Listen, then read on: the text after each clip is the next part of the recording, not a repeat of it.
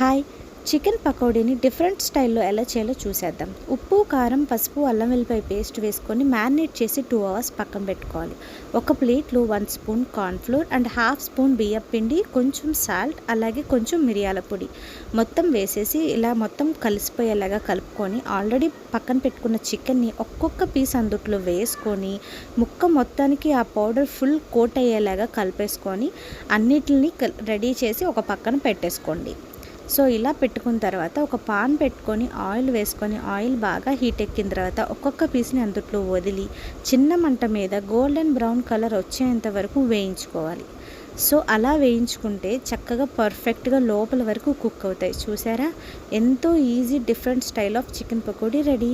పైన క్రంచీగా కరకరలాడుతూ లోపల సాఫ్ట్గా చాలా అంటే చాలా బాగుంది. ఒకసారి ఇలా కూడా ట్రై చేసి చూడండి.